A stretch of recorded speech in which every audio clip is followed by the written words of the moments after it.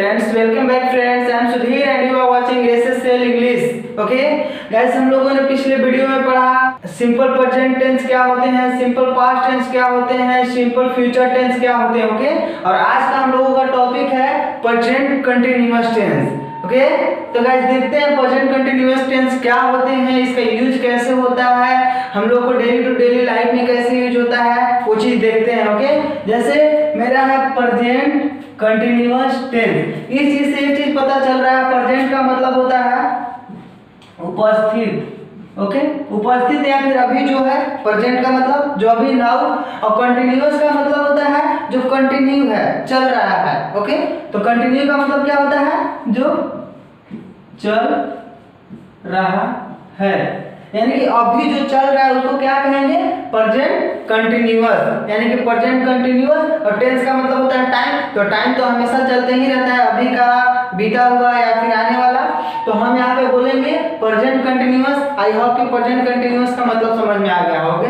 जैसे present continuous जैसे बोल रहे हैं कि चल रहा है. ओके जैसे मैं खा रहा हूँ, अभी जा रहा हूँ रास्ते में, यानी कि अभी मैं बोल रहा हूँ, यानी कि अभी now speaking, now I am going, now I am teaching, etc.. इस तरह से अब बात करते हैं इसकी पहचान की, आइडेंटिफिकेशन की. आइडेंटिफिकेशन का मतलब होता है पहचान. ओके तो इसका पहचान क्या है, तो अगर हिंदी भाषा में बोले, if you speak in Hindi language, Hindi क्रिया प्लस रहा है, रही है, रहे हैं, रहे हो, रहा हूँ, रही हूँ, इटीसी.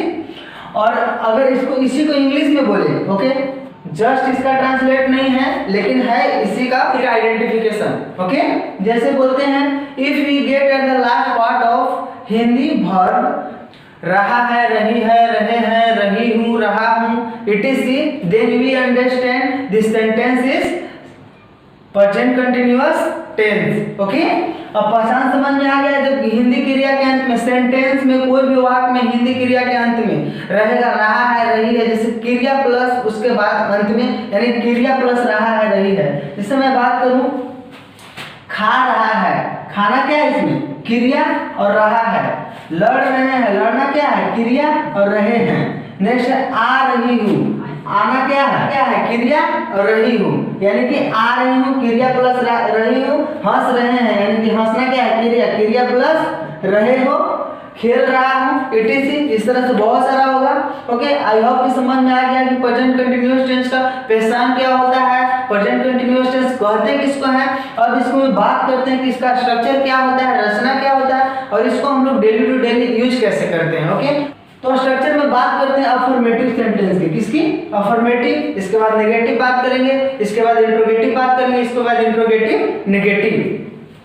तो अफर्मेटिव सेंटेंस की बात करें तो अफर्मेटिव सेंटेंस मेरा स्ट्रक्चर क्या है, subject plus is, am, are plus before plus object. Subject सभी लोग को पता है, इज, एम, आर का यूज कहाँ होगा, ये हम सबको पता होगा. अगर जिसको नहीं पता है उसको हम बता दे रहे हैं. जैसे एम का यूज होगा आई के साथ, ओनली आई के साथ. इज का यूज होगा ही, सी, इट एंड सिंगुलर नेम के साथ. ओके अब बात करते हैं आर का यूज की बात करें तो you, we, they and plural name. समझ में आ गया. हाँ इसको नोट कर लीजिए. ओके अब इसको मिटाते हैं.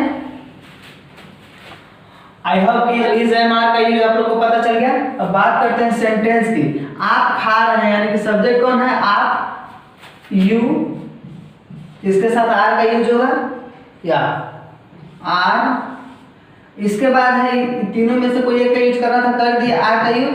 अब बात करते हैं नेक्स्ट V4, यानी कि खा रहे हैं, तो खाना का क्या होगा, ईट, और ईट का V4 क्या होता है, ईटिंग. अगर किसी को V4 में अगर कोई दिक्कत हो तो हम एक वर्ब फॉर्म पे पूरा वीडियो बनाए हैं, वर्ब 1, वर्ब 2, वर्ब 3, वर्ब 4, और उसका यूज टेंस में बताने के लिए बोले हैं तो बता रहे हैं. अगर वर्ब फॉर्म में किसी को कोई दिक्कत हो तो इस वीडियो के डिस्क्रिप्शन में उसका लिंक दिया हुआ है, जाएं और उस वर्ब फॉर्म के यूज को देख ले ताकि आप लोग को आसान पड़े. ओके नेक्स्ट सीता आ रही है, सब्जेक्ट सीता, इसके साथ इज का यूज होगा क्योंकि सिंगुलर नेम है. इसके बाद होगा coming, Sita is coming.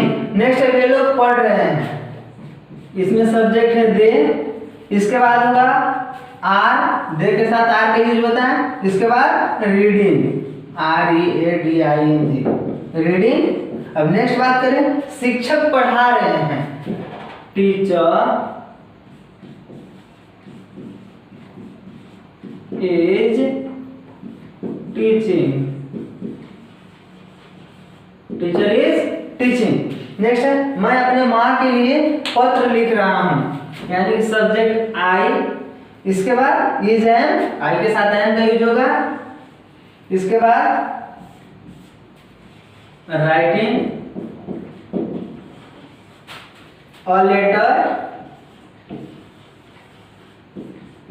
For, किसके माँ के लिए, तो अपने माँ के लिए, माई मदर, MOTHER, ETC।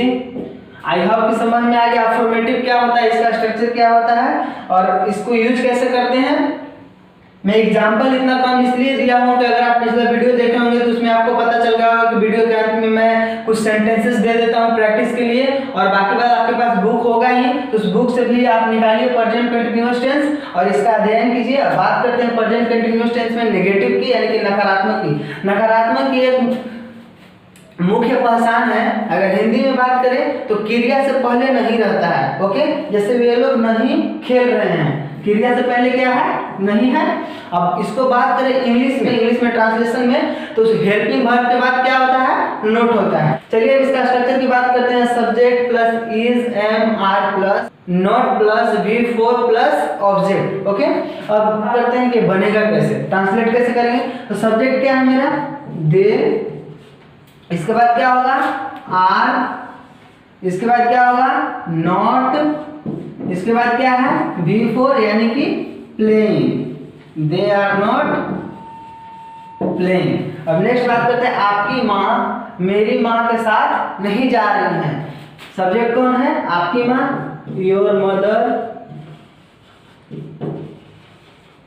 इसके बाद इज, इसके बाद नॉट, इसके बाद गोइंग, इसके बाद के साथ का क्या होगा, विथ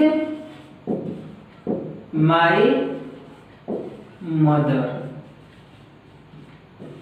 ओके, अब नेक्स्ट बात करते हैं, मैं अपने बेटे के लिए बहू खोज रहा हूं, I am looking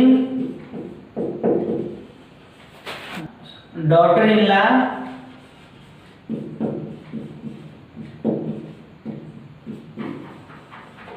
for my son.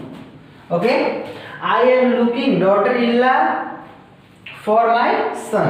Next है, वह वहां नहीं जा रही है, सी के साथ इज का यूज होगा, is not going there, etc etcetera. I hope कि आप लोगों को नेगेटिव भी समझ में आ गया होगा। अब हम लोग बात करते हैं इंट्रोगेटिव की। ओके, अब हम लोग बात करते हैं interrogative sentence. Okay, interrogative sentence यानी इंट्रोगेटिव मतलब प्रश्नवाचक। प्रश्नवाचक का सिंबल क्या होता है, ये होता है। अब देखते हैं इंट्रोगेटिव सेंटेंस का स्ट्रक्चर क्या है। इंट्रोगेटिव सेंटेंस का दो स्ट्रक्चर है, कौन कौन, एक ये है और एक ये है। फर्स्ट मेरा क्या है, is am are plus subject plus verb 4 plus object plus question mark, यानी कि इज एम आर से स्टार्ट होता है, वो किसके साथ यूज करते हैं, जहां अगर सेंटेंस क्या से स्टार्ट होता है या फिर क्या से अंत होता है, वहां पे किसका यूज करते हैं, वहां पे फर्स्ट फॉर्म का यूज करते हैं। जैसे यहाँ पे क्या आप आ रहे हैं। ओके, तो अब देखते हैं यहाँ पे किसका यूज होगा, आर का यूज होगा, आर। इसके बाद सब्जेक्ट क्या है, आप यानी कि यू। इसके बाद कमिंग, आर यू कमिंग। इसके बाद क्वेश्चन मार्क। ध्यान रहे, कोई भी एग्जाम में या फिर एट टाइम रिटेन लिखते टाइम क्वेश्चन मार्क्स नहीं छूटना चाहिए। बोलने में तो क्वेश्चन मार्क का यूज नहीं होता है, लेकिन लिखने में क्वेश्चन मार्क्स होना ही चाहिए, नहीं तो आपका नंबर कट जाएगा। नेक्स्ट, वह आम खा रही है क्या, इज सी ईटिंग मैंगो। इसके बाद क्वेश्चन मार्क। नेक्स्ट है आप लोग वहां क्यों जा रहे हैं, क्यों बीच में आ गया ना, सेंटेंस के बीच में आ गया ना क्वेश्चन वर्ड। तो क्वेश्चन वर्ड अगर आए तो किससे स्टार्ट करना है, इससे। तो क्यों का क्या होता है, व्हाई, इसके बाद इज एम आर यानी कि दे के साथ आर, इसके बाद सब्जेक्ट यानी कि दे, इसके बाद वर्ब फोर यानी कि गोइंग, इसके बाद ऑब्जेक्ट यानी कि वहां देयर, इसके बाद क्वेश्चन मार्क्स। नेक्स्ट है आपकी बहन कहाँ पढ़ रही है, वेयर, इसके बाद इज योर सिस्टर, इसके बाद रीडिंग, क्वेश्चन मार्क्स। नेक्स्ट है तुम कहां से बोल रही हो। सपोज किसी का कॉल आया और आपको पता नहीं है तो आप वहां पे कॉल उठा के बोलते हैं हेलो कौन, आप कहां से बोल रहे हैं। तो आप वहां पे इंग्लिश में बोल सकते हैं hello who are you, from where I am speaking. तो यहाँ पे होगा कहां से यानी कि from where are you speaking, from where are you speaking, तुम कहां से बोल रही हो या फिर तुम कहां से बोल रहे हो।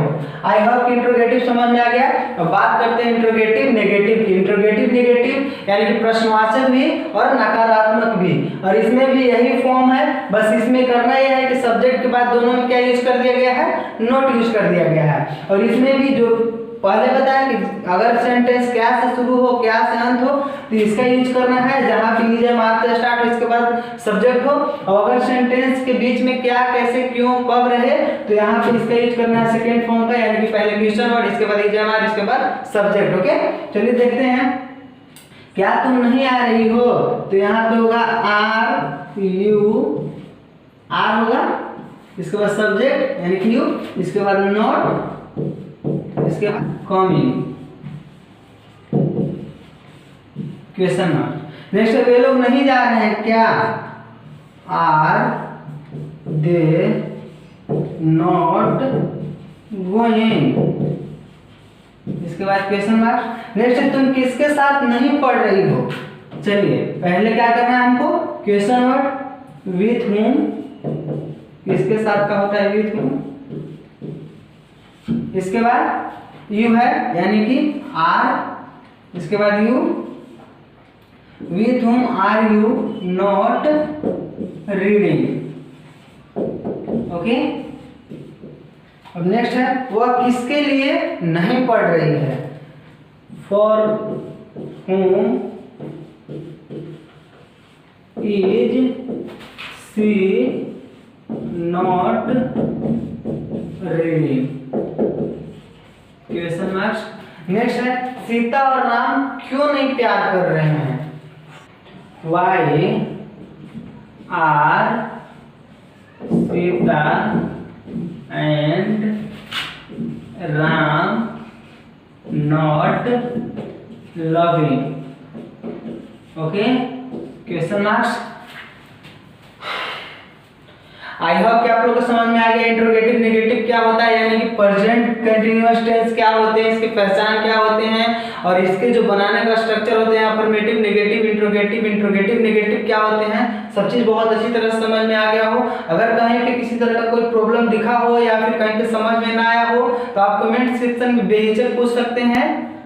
और अगर वीडियो अच्छी लगी हो तो वीडियो को लाइक कीजिए, शेयर कीजिए और मेरे चैनल को सब्सक्राइब कीजिए, ताकि मैं जितना भी वीडियो डेली टू डेली डालूं इसका नोटिफिकेशन सबसे पहले आपको तक पहुंचे। बाकी ओके, थैंक्स, वेल डन।